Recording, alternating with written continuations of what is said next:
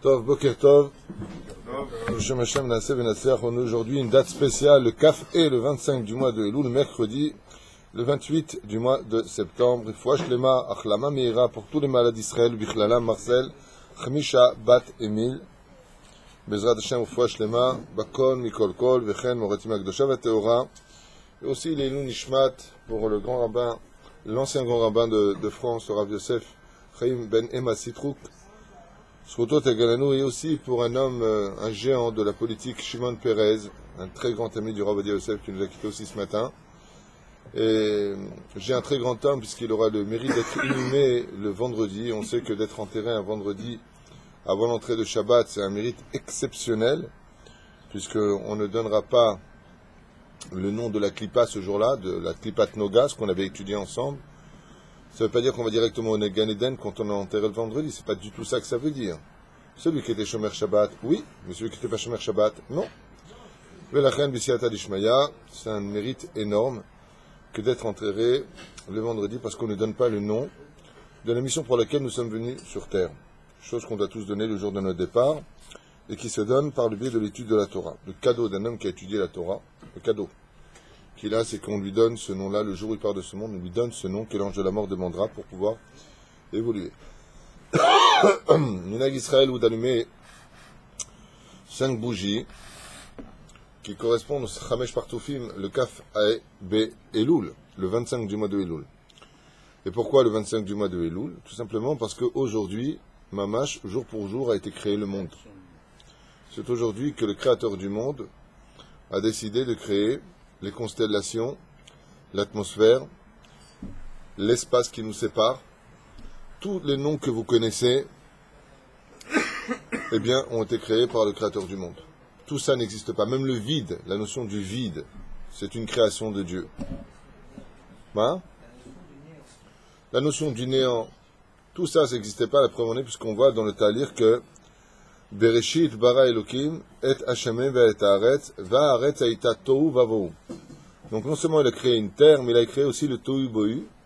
Il a créé la notion de la destruction, la notion du vide, du non constructible, pour y laisser apparaître ensuite une yabasha, c'est-à-dire une terre, qui apparaîtra dans l'histoire pour laquelle, Bezrat Hashem, l'homme pourra trouver sa place, parce qu'on n'est pas des poissons, on est des humains qui marchons sur la terre, vivons sur terre, et qui ne pourra pas d'ailleurs vivre dans l'eau. Nous avons une question énorme, c'est que si le ciel et la terre étaient créés pour l'homme, d'une certaine façon, alors pourquoi est-ce qu'on ne peut pas vivre dans l'eau? On aurait dû vivre normalement et sur terre, et sous l'eau. Arrête tout ce que Dieu a créé dans ce monde. Il a créé pour l'homme, il a préparé cela pour l'homme. Les Ma'ad Avardomé, à quoi ça ressemble? Eh bien, c'est comme si que je préparerais la chambre pour un invité. Je lui prépare son kili de nitilatadeh, mais je lui dirais à ce moment-là, là tu peux pas t'en servir. Alors pourquoi tu me l'as préparé? Alors le Pshat va te dire que Dieu a préparé l'océan pour y placer des poissons, et les poissons pourraient être consommés par l'homme. Mais il y a une explication à l'épisode. C'est qu'étant donné que le Yetzer Hara, lui ne supporte pas l'eau, c'est-à-dire que le Yetzer Hara que nous avons un Yetzer Hara, ne supporte pas l'eau, on ne peut pas vivre dans l'eau. Parce que l'eau extirpe de nous tout roi Ra'a. Roi Ra'a, c'est un esprit mauvais.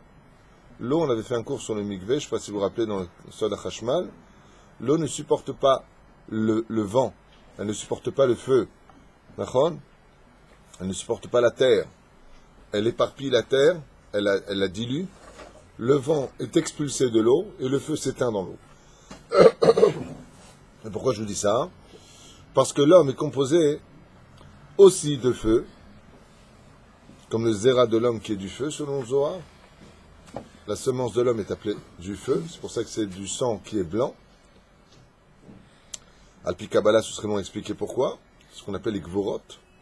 L'homme est composé de vent, c'est Ruach Ra'a, c'est pour ça qu'on respire, et donc on ne peut pas respirer dans l'eau. Et l'homme est composé aussi de terre, car tu as été pris de la terre et tu retourneras à la terre. L'eau, c'est un élément qui se divise, qui se sépare, qui ne s'adapte pas à ces trois éléments. Ce qui fait que nous avons aussi, nous, de l'eau en nous. Nous sommes faits à peu près 70% d'eau. Nachon, c'est Yetzer Hatov. Adabar Hatov, c'est que nous ne pouvons pas vivre dans l'eau, tout simplement parce que nous avons encore du Yetzer Hara. mais la Gemara nous raconte la Maaseh Berav Yossi, où tout celui qui béhémet par le Shama Meforash, par la Gdusha du nom divin, pourrait vivre aussi bien dans l'espace, dans l'eau que sur terre, s'il le voulait, ou se déplacer dans le temps. Il est au-dessus de la nature. Je ne me rappelle plus quel était le Tana ou la Mora qui avait demandé à Dieu de visiter le monde d'en bas et qui était descendu dans l'eau et qui est resté pendant des jours et des jours sous l'eau à explorer le monde qui s'y trouvait. En venant, il a dit Marabou Maasecha Hashem, on ne sait plus dans quel Gemara ça se trouve, parce qu'il a demandé à Hashem comment se dit que lui il a pu respirer sous l'eau. Dieu lui a fait des ouïes, il lui a fait quoi? Et là, Pérouche Adabar, qu'il n'avait pas de Yetzerara. Quand tu n'as pas de Yetzerara, tu peux être comme Moshe Rabbeinu, par exemple, Mishitu Mina Maim, qui a été retiré des eaux. Pourquoi tu nous dis retiré des eaux? Pour nous dire qu'il n'avait pas de Yetzerara. Même s'il y avait des crocodiles, même s'il y avait ce qu'il y avait, Mish Enbo Yetzerara Nichnas la Maim. Et c'est pour ça que quand un homme veut se débarrasser de son Yetzerara, il va au mikvé. Parce qu'en se trempant au mikvé, le Yetzerara le quitte. Il ne peut pas rester dans l'eau. C'est ce qu'a compris les théologiens de la chrétienté. Ils font tout avec l'eau bénite. Pourquoi ils appellent ça de l'eau bénite? Où est-ce qu'on a vu dans la Torah que l'eau elle était bénite? Nulle part. Ça veut dire quoi de l'eau bénite? Ça n'existe pas de l'eau bénite. La terre est bénite. Tout ce que Dieu a créé, c'est béni. D'où est-ce que ça vient l'eau bénite? Ça vient de la notion du judaïsme qui disait que l'eau qui Verchol refuse, retire la Toum'a, comme une femme qui est nida, elle va au mikvé pour se rendre pure. On va appeler ça eux l'eau bénite. Shtuyot va'avanim. Ah bah le Pérouche Adavar, que dans l'eau il y a réellement cette notion de pureté, c'est ce que va faire Hachem. Il va créer le monde dans une boule d'eau. L'univers va être une boule d'eau, parce que le monde a été créé dans la pureté. Et ensuite, il va créer, Bezrat Hashem, cette espèce de compétitivité entre le monde d'en haut et le monde d'en bas. C'est pour ça que le premier jour, qu'est-ce qu'il a créé Hashem? Le ciel et la terre. Si vous observez bien, Bereshit bara Elokim et Hashem et Haaretz. Ça commence par une notion de créer le monde d'en haut et le monde d'en bas. Mais le monde d'en haut est composé de quoi? Shamaim. C'est quoi Shamaim? Shamaim. C'est-à-dire qu'il a séparé les eaux d'en haut des eaux d'en bas. Le ciel, en réalité, c'est des eaux. C'est pour ça que la pluie vient du ciel. C'est là. La pluie vient des nuages qui sont dans le ciel. L'espace est composé d'eau. Il y a des plaques d'eau, vous diront les scientifiques. Énormes, des continents incompréhensibles qui voyagent dans l'espace. Parce qu'en réalité, l'espace, à la base des bases, c'était un continent d'eau. Tov. Et ensuite, qu'est-ce qu'on a à Haaretz? Donc, comment est-ce que commence le premier jour? Ciel et terre. Donc, haut et bas. Et le deuxième jour? Dieu a séparé le firmament. C'est le haut. Et le troisième jour, il s'occupait de la terre, de la forêt, de la nature. Donc, c'est le monde d'en bas. Quatrième jour, le soleil, la lune et les étoiles, c'est le monde d'en haut.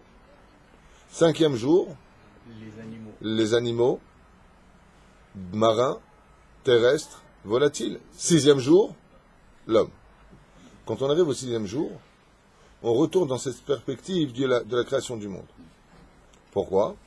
Parce que l'homme a été créé de la terre, et il a été créé aussi du ciel. Il a une neshama qui est chelek elokan human, et il a un corps qui vient de la terre.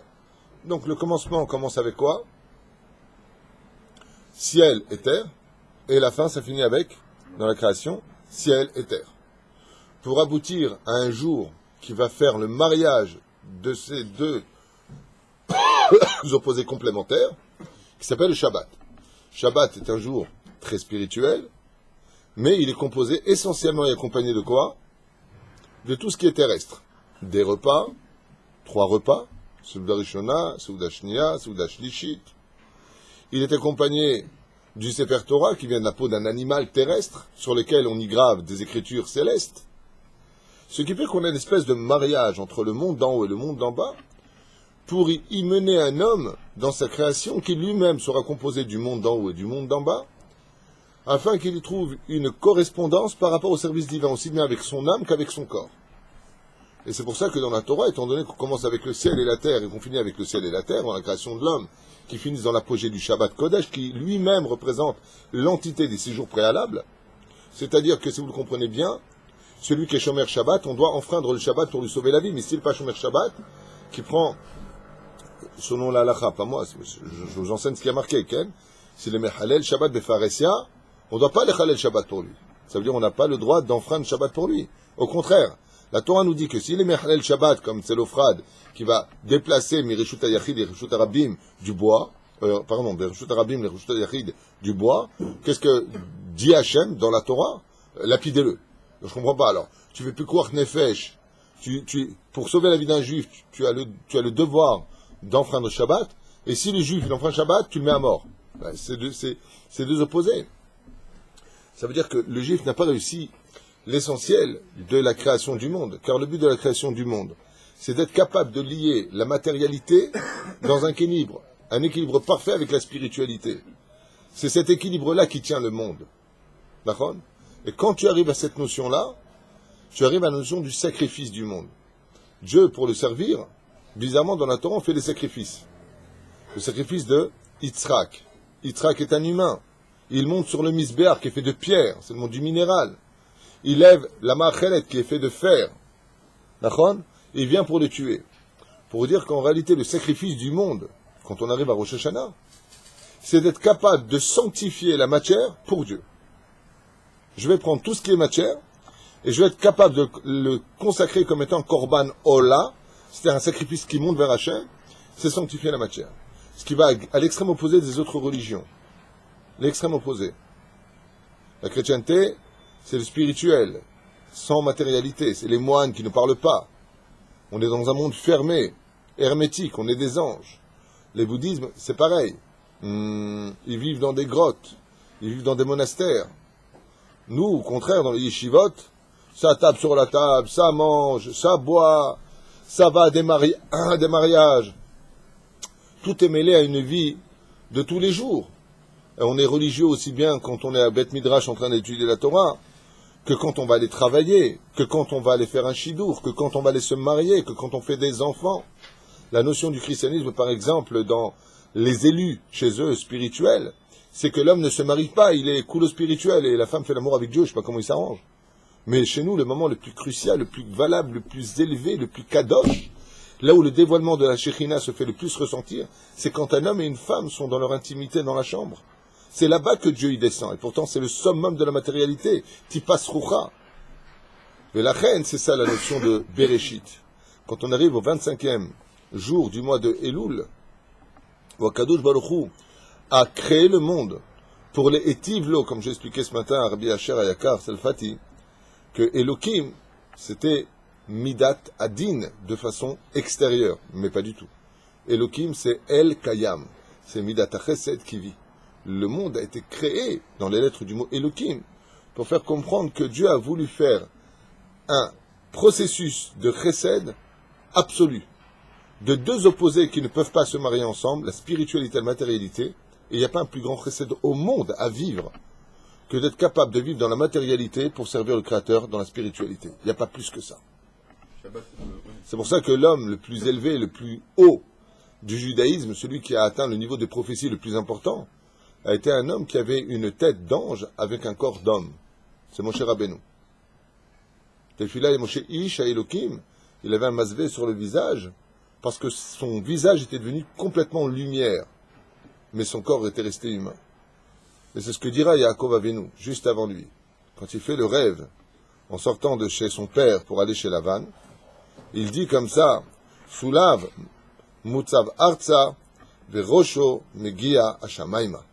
Il faut que la tête et la pensée de l'homme soient constamment dans la spiritualité. Mais il faut que son corps soit sur terre. Il faut être terre à terre. Il faut être un homme qui marche sur terre. Un homme qui retrousse ses manches pour construire un pays pour le Créateur du monde. Un homme qui va faire les choses pour Hachem, prendre les devants dans ce monde, comme Dvorah, alors qu'elle est une femme, va prendre les devants de l'histoire de la guerre, pour marquer l'histoire quand le monde s'arrête. Alors, automatiquement, il faut prendre les devants de ce monde comme un homme, tout en restant conscient que tout ce que l'on vit, c'est grâce à Hachem.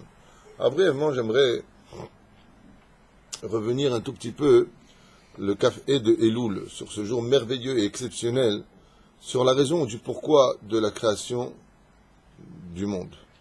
Lama. D'après vous, chers amis, pourquoi Dieu a créé le monde? Dieu a toujours existé pour son kavod. Il était déjà respecté avant pour donner du chesed. Ma'anien meod. Ok, donc pour faire du chesed, Pour que son monde d'en haut fasse un et son monde d'en bas, c'est pour qu'on lui crée sa maison. c'est sûr que Dieu a créé le monde pour qu'on lui fasse un monde en bas. Très bien, Ma'od. Pourquoi, d'après toi, Chaim, le créateur du monde a-t-il eu besoin, le Kaf-E de Elul, d'avoir l'idée de créer le monde? Lama, il crée pour Ahavat Trinam. Il a créé les anges avant. Non, c'est pour qu'on prie vers lui tout le temps, 24 heures sur 24, pour le remercier. Pour qu'on prie pour lui 24 heures sur 24, mais les créations qu'il a eues avant, le monde, l'univers, on ne peut pas comprendre ces notions-là parce que ça nous dépasse. Mais tout ce qu'a créé Dieu respire l'honneur. On n'a pas de notion de qui est-ce qu'on parle. Quand on parle de Dieu, je peux vous affirmer une chose, si l'homme était conscient à 0,000,1% de qui était Dieu, on ne pourrait plus respirer de honte et d'émotion, tellement on serait heureux d'être des créatures de Dieu. Vous n'avez même pas notion de quoi je parle. Il n'y a pas quelque chose de plus horrible à vivre que de savoir qu'on a contrarié la parole de Dieu. Les Chachamim nous disent qu'un homme, s'il était conscient de qui était Dieu, il aurait préféré 1000 fois mourir que de fauter qu'une seule fois par la pensée, la parole ou l'action. At kedekar. 1000 fois la mort que ça. Vous vous rendez compte de quoi est-ce qu'on parle? On n'a pas notion de qui est Dieu. Il aurait créé le monde par précède pour que enfin une créature puisse ne pas manger le pain de la honte, qui veut dire... Oh, alors, tu viens de donner déjà une des premières explications du Ramchal.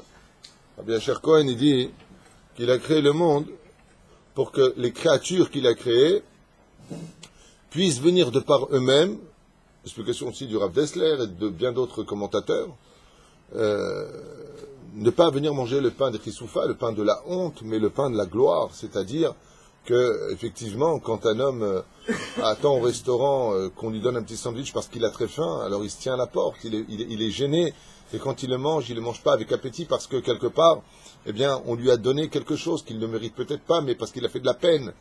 Et effectivement, Akadosh Baruch Hu a voulu que, quand il a créé l'homme, lui donner une ouverture, en lui proposant l'arbre de la connaissance du bien et du mal. Et cette ouverture était la proposition entre tu veux manger de la tzedaka ou tu veux manger parce que tu le mérites à quoi payer. Car il y a une grande différence entre l'homme qui va au restaurant et qui dit s'il vous plaît une table, non pas celle-là, je vais être près de la fenêtre. S'il vous plaît, c'est pas assez chaud, rapportez, ramenez. Et puis quand il arrive à la fin et qu'il te donne l'addition et que tu as 613 shekels à payer, 613 mitzvot bien entendu, tu lui laisses un pourboire, tu lui laisses 7 shekels de pourboire. 7 shekels, c'est les 7 mitzvot des Rabbanan qui ont été rajoutés au 613, Gematria 620. Et tu lui dis, t'inquiète pas, je peux te payer plus s'il le faut. Associé à la Torah, ah bah je peux te payer plus. Et qu'est-ce qu'il te dit, le serviteur? Todarabah, revenez demain. Il est content et te tire la chaise. À cause de tu as raison de le dire. Il a voulu tout simplement les akot à Israël. Donner du mérite à Israël, à cette nation qui sera l'échantillon des nations du monde, sujet pour lui-même. Mais, premièrement, très bonne réflexion, il a voulu tout simplement que ces créatures-là, eh bien, puissent acheter de par eux-mêmes un mérite, même si dans l'absolu, quoi que nous fassions sur terre, comme mitzvot, même si on n'a jamais fauté, on ne mériterait jamais le salaire que Dieu nous a réservé dans mon futur, parce que ce que nous avons fait ne durait qu'un moment, mais Dieu, ce qu'il nous offre, c'est pour l'éternité. Et le mot éternité, on n'en a même pas notion de ce que ça représente. L'éternité n'a ni commencement, ni milieu, ni fin. C'est quelque chose, tout ça c'est des mots, mais ce sont des notions qu'on n'a pas palpées. Très bonne réflexion d'Asher Cohen, Miod, encore une notion de la création du monde. Au commencement, Dieu créa le ciel et la terre, et qu'est-ce qui s'est passé? Il y a deux façons de lire. Bereshit bara Elokim. On a l'habitude de le traduire au commencement, et là ce que je vais vous dire c'est de la Chassidoute, Breslev ceci étant, aval Bereshit bara Elokim. Elokim, dans son contexte extérieur, c'est Midat Adin. Le créateur du monde a créé une créature qui soit capable de défier Midat Adin. Je ne sais pas si vous comprenez ce que je viens de dire. L'homme. C'est-à-dire créer l'homme en lui donnant une notion qui soit extraordinaire pour défier Dieu. Et à quoi ça lui servirait à Dieu?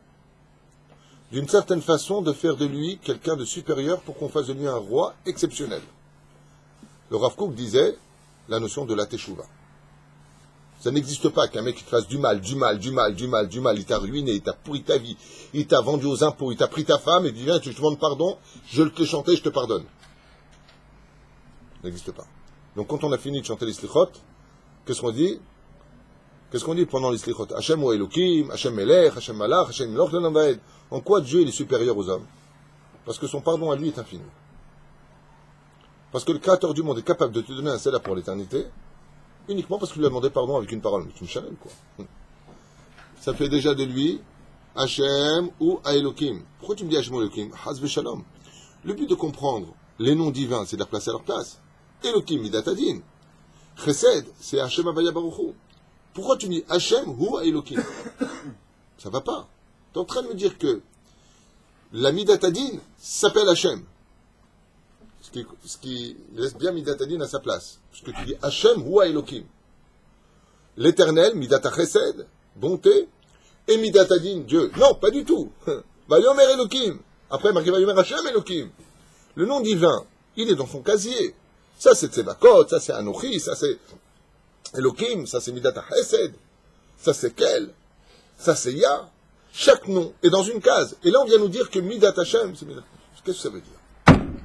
Ça veut dire tout simplement que ce qui va permettre à Hashem d'être l'être qui va chez nous réveiller quelque chose d'émotionnel, c'est de savoir que Midat Adin est capable de se surmonter, de devenir Midat Chesed. Et ça c'est impossible à comprendre. C'est ce qu'on dit. Adonai hu Elohim, Adonai hu Elohim. Non, Hashem ou lo Elohim.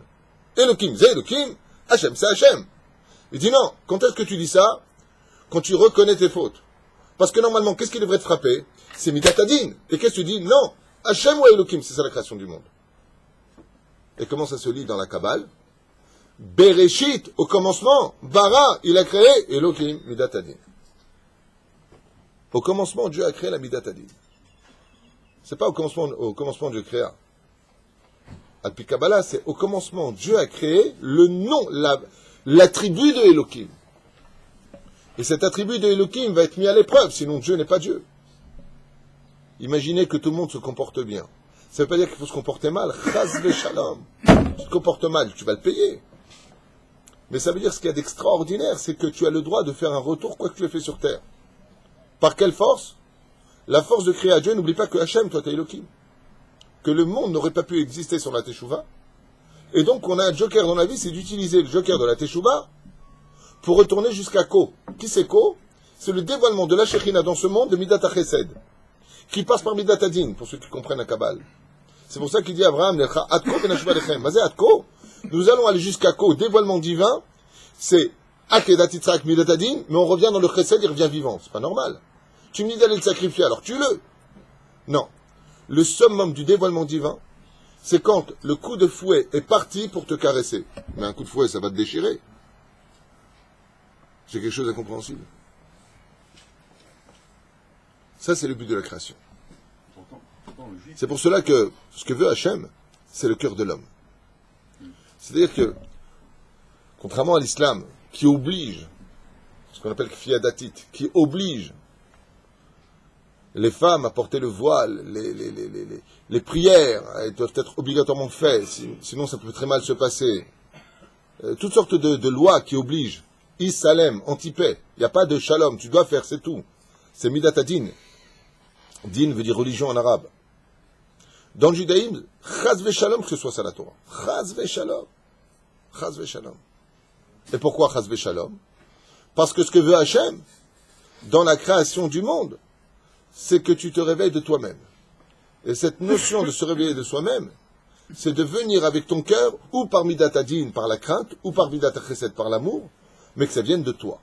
Il ne faut surtout pas qu'il y ait cette notion de « tu fais pas, tu prends des coups ». Surtout pas. Ça détruirait la notion du commandement de la création du monde. C'est pas du tout ce que veut Hachem. Akadosh Baruch Hu, il veut que toi, tu décides de toi-même de rentrer dans ce couloir du retour vers lui. Et c'est pour ça qu'à partir d'aujourd'hui, du Kaf Eb et Elul, nous sommes vraiment dans la dernière ligne droite de la Teshuvah absolue. Maintenant, depuis le Aleph Be'elul, le Créateur du monde fête l'anniversaire de sa création pour le but que je viens de vous dire à l'instant. C'est-à-dire que si un jour un homme se dit, tiens, quoi, je vais faire un super cadeau à Dieu, c'est maintenant, c'est aujourd'hui qu'il faut faire un cadeau. C'est l'anniversaire de Dieu. Mais Dieu, il n'a pas d'anniversaire, il n'est jamais né. Il a créé la notion de la naissance. La Gemara nous dit que la création, à propos de Rabbi Akiva, vient témoigner de son artisan. Ça veut dire que pour nous, la notion de la création du monde, c'est Kivyachol. On pourrait dire en trichant un peu, comme si que Dieu fêtait son anniversaire. Puisque c'est l'œuvre par excellence de sa création qui s'exprime aujourd'hui. Le ciel, la terre, la nature, les océans, l'espace, les constellations, les planètes, tout ça c'est lui. Et quelque part on doit lui faire un cadeau. Quel est le plus beau cadeau qu'on puisse faire aujourd'hui, le Kaf Ebe Elul? Le plus beau cadeau c'est quoi? Pas Tchouva Stam. Tchouva. Alors je vais changer quelque chose qui va peut-être vous choquer, je m'excuse. Ni par amour, ni par crainte. Envie. Ni par envie, ni par cœur, pour donner un sens à sa création. Ani choser bitchouva shlema. De moi-même. Pas par amour, c'est... Je vais t'expliquer pourquoi pas par amour. Par quel je veux bien comprendre, pas par amour. Par amour, tu ne peux pas demander ça à quelqu'un qui n'a pas étudié la Torah. Parce que pour aimer Dieu, il faut le connaître. Ouais, je donne un exemple. Non, mais c'est un gros niveau par amour. Je voudrais te donner un exemple, cher ami. Est-ce que tu aimes le shtibulu? Tu peux me répondre, j'entends pas. Tu ne connais pas, c'est pas la question que je t'ai posée. Je t'ai pas dit est-ce que tu connais ou pas. Je t'ai demandé est-ce que tu aimes le shtibulu. Mais non. Pourquoi tu n'aimes pas le shtibulu? Alors comment tu peux dire que tu aimes Dieu si tu ne le connais pas non plus? Tout à fait, je suis d'accord avec Donc tu ne peux réellement aimer Hachem qu'à travers le fait de connaître sa nature. C'est comme ça dit la Gemara. Abraham il dit si ce n'était pas par le biais de la Torah, j'aurais connu Dieu par le biais de la nature. Abraham il a connu Dieu par le biais de la nature. Surtout en Eretz Israël. Le fait de visiter cette terre, le fait d'être conscient que tout ce que tu vois, le Nachal, toute cette notion extraordinaire que nous vivons, les sources d'eau, la terre d'Eretz Israël qui s'élargit, c'est incroyable comme ce pays est petit sur la carte, mais comme il est grand quand tu es dedans, c'est incroyable. C'est à travers le magnifique chef-d'œuvre, comme ça me rappelle le Gaon de Vilna Zatzal, Rabbi Elohim Vilna, quand il a étudié le Mesilat Yesharim du Ramchal, il a dit faites-moi ma valise. On dit pourquoi? On dit parce que je vais aller servir celui qui l'a écrit. Le Gaon de Vilna était prêt à devenir le Mécharet de celui qui a écrit le Mesilat Yesharim. Il a dit je vais être celui qui lui apporte le thé, le réveil le matin pour la prière, qui lui apporte ses chaussures. Le Gaon de Vilna. Mais dans l'introduction, c'est écrit. Donc tu es en train de dire que je dis des choses qui sont vraies. Non, ça fait plaisir. Le Gaon de Vilna. Qu'est-ce qu'il a dit le Gaon de Vilna? Écoutez bien ce que je vous donne comme exemple parce que, Bémet, il faut comprendre ce que je suis en train de dire à un degré différent de l'habitude, du pshat des choses. Le Gaon de Vilna, il veut aller servir le Ramchal quand il lit le Mesilat Yesharim. Par rapport à quoi? Parce qu'il a d'amour pour lui, il ne le connaît pas. Parce qu'il a de la crainte pour lui, il ne le connaît pas. Alors pourquoi? Parce que son chef-d'œuvre est un chef-d'œuvre. Si tu as écrit un tel chef-d'œuvre, alors qui tu es toi qui l'as créé? C'est ça le Kaf Ebe Elul. Je vous en parle, j'ai des frissons dans le dos. Le café de Elul, aujourd'hui, cette date anniversaire, Dieu ne se montre pas, il n'y a pas de fête. Il y a juste 5 bougies allumées selon la Kabbale, qui représentent les 5 partsoufim, le dévoilement des noms divins dans les 5 partsoufim Alpi Kabbala. Je ne rentre pas dans les détails maintenant, c'est pas le but. Mais aujourd'hui, on a l'occasion de dire, tu sais pourquoi je fais tchouva? Mais regarde l'œuvre de Dieu. Tu n'as pas envie de servir celui qui l'a créé? En comprenant comment le fonctionnement humain, comment ça marche. Je prends souvent cet exemple. Pour ça, allez voir le Rav Zamir Cohen, c'est un spécialiste des noms. Allez voir des rabbinim, moi je ne suis pas un spécialiste de ça. Chacun son domaine. Mais tu te rends compte que ton cerveau, qui est fait de fibres, de graisse, d'eau, de nerfs, il ordonne quelque chose que tu ne sais même pas comment, à des fils avec du sang dedans, aux muscles de la mâchoire, excusez-moi, hein, c'est bête, hein, de s'ouvrir au moment où il a ordonné aussi par des fils que tu comprends rien, pourris, visqueux, où il y a du sang, qui veut, par contre, eux ont des muscles qui vont dire, pique là où il faut, en même temps tes yeux, qui sont des boules qui veulent rien dire, visqueuses, vitreuses, ouais, il n'y a même pas de, je n'ai rien compris comment ça marche, en plus tu vois à l'envers, pour piquer le morceau de viande là où il faut, pour le lever en même temps, penser à autre chose, pour le mettre dans ta bouche, et ordonner à tes dents de mâcher. J'ai pas été loin. J'ai pas été loin. De voir comment la nature, comment les, je sais pas comment ça s'appelle, les calamars géants, ils descendent à 2000 mètres de profondeur parce qu'ils ont 3 cœurs. Ils ont 3 cœurs à l'intérieur. Et ils sont invertébrés. Mais comment Dieu il fait des choses pareilles? Comment Kadosh Baruch Hu il fait des choses pareilles? Comment il peut donner la force à un requin de constamment voyager? Le requin, il ne peut pas s'arrêter une seule seconde de nager, sinon il s'étouffe. L'oxygène qui passe par ses ouïes ne passe par le conduit de son évolution. Un requin, tu l'attrapes dans les filets, tu le laisses pendant 2 heures, il meurt étouffé. Pourtant, il est dans l'eau. Comment Dieu il pense à tout? Comment il a créé ça? Comment Dieu il a créé ce qu'on appelle la notion de l'attraction? Le trou noir, l'océan, les vagues, le sable qui arrête les vagues. Pour ça, comment ne pas servir Hachem? Quand vous voyez quand vous voyez des peintures, vous avez déjà vu des peintures? Hein? Picasso, Rembrandt, c'est vendu des millions. Et qu'est-ce qu'on cherche à faire? Une biographie de la vie de ce peintre, qui était vraiment inintéressante, ceci étant. Quand tu vois les musiques, combien ça se vend, les droits, mais tu as envie de connaître, mais qui a cette voix? Tout ça, c'est Dieu qui l'a créé, cette intelligence. Je fais tchouva, tu sais pourquoi? Parce que je veux avoir le mérite de connaître celui qui a créé tout ça. C'est pas une question d'amour ni de crainte. Ça vient avec l'étude. Irat Shamaim, Ahavat Hashem. Ça, quand tu vas commencer à apprendre la Torah, le chef-d'œuvre de Dieu, ce chef-d'œuvre que certains scientifiques essaient de mettre à même le sol en disant c'est des bêtises, mais la Torah, elle est parfaite. La Torah, elle t'explique comment le monde a été créé, comme je vous l'avais raconté. Quand tu vois l'alliage des molécules, c'est quoi la matière? C'est une molécule. Plus une molécule qui est invisible à l'œil nu. Et elle coagule. Ça va créer la matière. Le Messilat Yesharim, il dit que cette matière-là, elle se maintient uniquement parce que le Créateur du monde lui dit tiens. C'est tout. Ça fait 2 fois que tu dis que c'est vrai. J'espère que Bezrat Hashem, ça continuera. Grave, c'est un peu ce qu'on dit là, dans la Mida quand on demande le Da'at, c'est un peu ça aussi, l'intelligence pour comprendre. Mais alors, tu viens de répondre à ta propre question, la Da'at est Hashem. C'est-à-dire qu'on nous demande de connaître Hashem. Et pourquoi on nous demande de connaître Hashem? Parce que plus tu vas étudier la Torah, plus tu vas aimer Dieu. Mais plus tu vas regarder la nature, plus tu vas regarder le monde. Quand vous voyez la vie du peuple juif, qu'est-ce qu'elle est belle notre vie. C'est vrai qu'on a subi des pogroms, c'est vrai que... Mais de façon générale, l'image du peuple juif. Quand tu vois combien Hollywood, quand tu vois combien les cinémas reviennent sur la biographie d'Abraham Avinu, celle de Yitzhak, celle de Yaakov, celle de Yosef Hatzadik, quand tu vois la conquête de Jéricho, quand tu vois Baruch Hashem, l'ensemble du peuple juif, qu'est-ce qu'elle est belle notre histoire. Combien on respire l'éternité d'un message divin, le don de la Torah.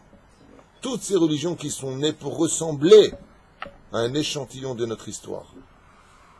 Nous sommes le nouvel Israël. Nous sommes le nouvel Israël. C'est comme ça qu'ils se voient tous. Et ils louent tous à Kadosh Baruch Hu. Tout le monde sait qu'il y a un créateur. Chacun l'appellera avec son nom. Il y en a qui l'appellent un tel, il y en a qui l'appellent un tel.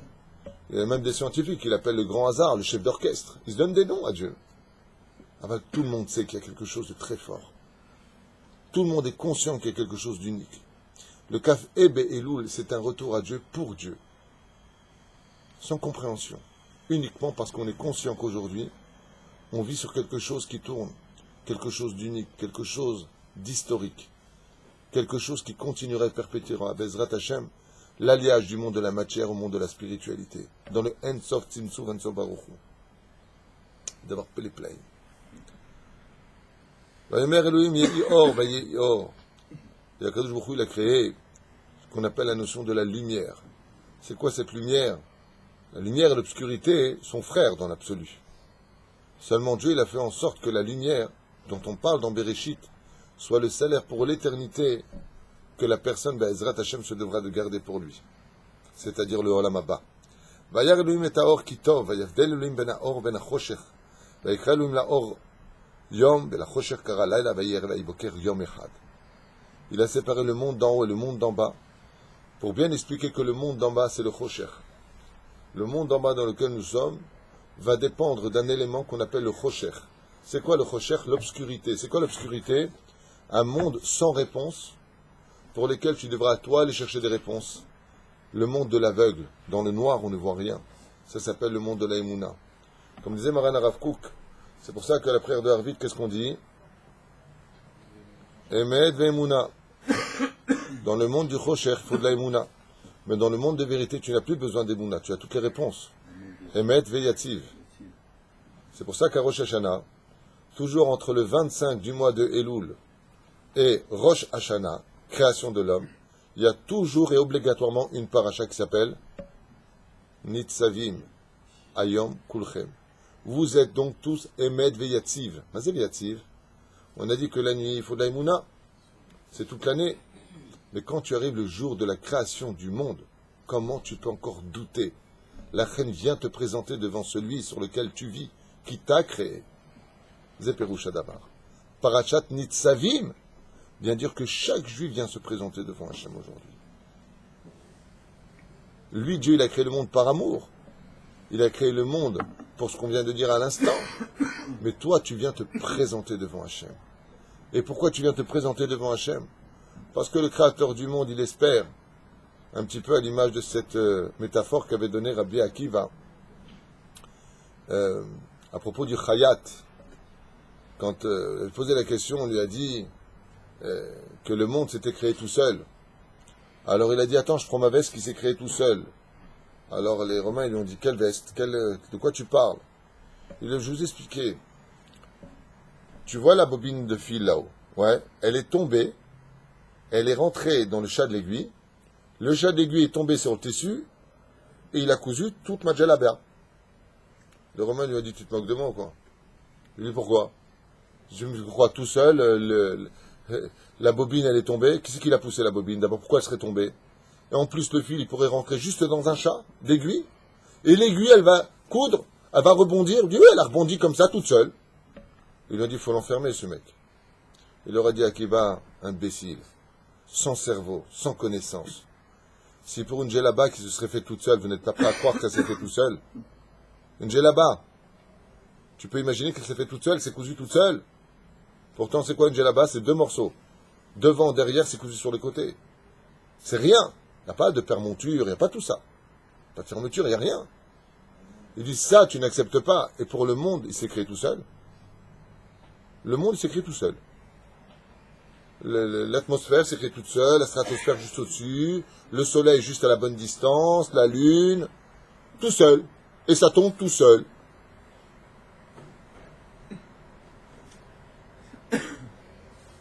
Amarlem Rabbi Kiva Otodava. C'est pareil pour qui? Comment il s'appelle? Ankelos. Quand ils sont venus l'arrêter, ils ont vu un très très très beau dessin comme ça, avec le soleil, la lune, des montagnes. Et ils ont dit, mais qui c'est qui a peint ça avant de l'arrêter? Ankelos, qui était le neveu d'Adrien. Comment ça s'est créé? Et là, je raconte, vous n'allez pas me croire, j'ai fermé la porte, les pots de peinture sont tombés sur la feuille, ils ont fait tout ça. Et tu te moques de moi ou quoi? Et pourquoi? Parce que le soleil, il est exactement à sa place, la couleur est parfaite, c'est exactement les couleurs qu'il faut pour le soleil, les verdures sont vertes, la maison est en bois, exactement comme on le vit.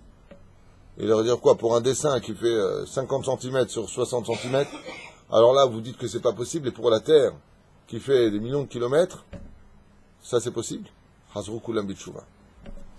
C'est la réflexion, et non pas ni la crainte ni l'amour aujourd'hui qui doit éveiller l'esprit du juif.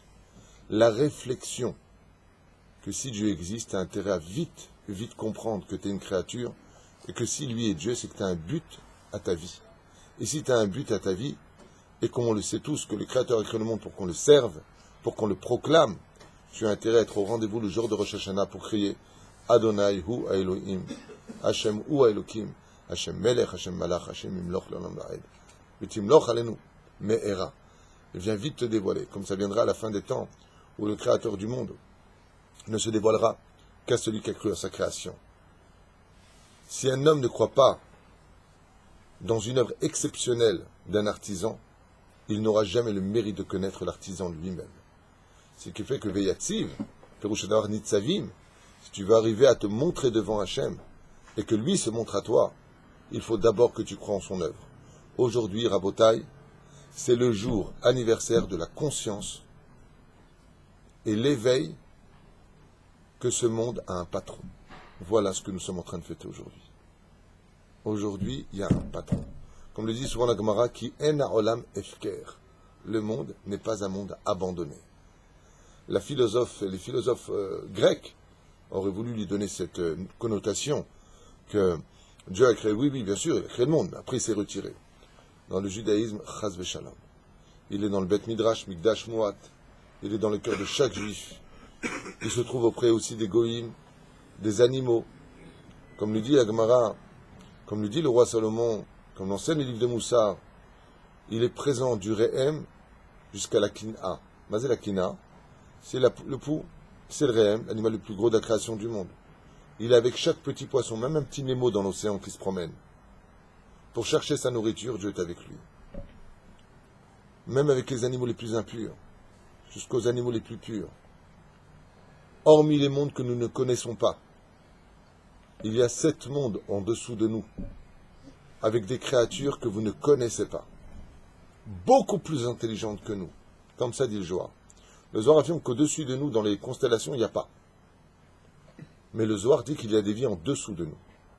Et ces vies en dessous de nous sont beaucoup plus intelligentes et matérielles aussi. Et ils peuvent monter et descendre. Ils peuvent aller dans l'espace, ils ont des pouvoirs beaucoup plus grands que les nôtres. Comme ça dit le Zohar HaKadosh. Shiva'a olamot elyonim, shiva'a olamot tartonim. Le premier qui m'avait appris ça, il y a très longtemps de ça, c'était Rabbi Moshe Ederi. Un jour, je lui ai posé la question, je lui ai dit, mais on est seul? Il m'a dit, ah non. Je lui ai dit, pourquoi, il y a quoi encore? Il m'a dit, si tu savais. Je peux savoir. Il m'a dit, il y a 7 mondes en dessous de nous, où il y a de la vie beaucoup plus grande que nous. Je lui ai dit, mais ils sont bien? Il m'a dit, ils sont très bien. Ils sont intelligents, ils sont beaucoup plus intelligents que l'homme. Je lui ai dit, ah bon? Et qu'est-ce qu'ils font toute la journée? Ils louent à Kadosh Baruch. C'était sa réponse. Rabbi Moshe Ederi. Ils chantent toute la journée en l'honneur de Dieu. Comme ils sont plus intelligents. Il n'y a pas marqué ils ont plus. Il ne m'a pas dit ils ont plus de Hirat Shamayim. Il ne m'a pas dit ils ont plus d'amour. Écoutez bien. Ils ont plus d'intelligence. Ce sont des créatures qui sont conscients de l'œuvre de l'artisan. Alors ils chantent pour l'artisan toute la journée. C'est Péroucha d'Avar. Chantez en l'honneur d'Hachem. Priez à Kadosh Baruch Hu pour connaître ses œuvres. Et alors tu arrives à l'Hirat Shamayim. Et alors tu arrives à l'amour de Dieu. L'étude de la Torah, kavataitim la Torah, le fait de vivre la Torah, te permettra, Bezrat Hashem, de connaître de plus en plus ton Créateur. Et là, tu commenceras à aimer ce que tu ne connaissais pas. Parce que maintenant, tu le connais. Zéperouch Adavar. Le mot Zéperouch Adavar, les gens qui m'écrivent, c'est quoi Zéperouch Adavar? Ça veut dire, c'est ce que cela veut dire. Voilà, c'est là. Koltouf. Shana Tova en tout cas. Haim Tovim ou Shalom. Et une bonne conscience avant de rentrer le jour du din. Et n'oubliez pas un détail. Ce qui fait Dieu, c'est qu'il est capable de pardonner l'impardonnable. La reine, n'oubliez pas de demander pardon. Oman Rosh Hashanah.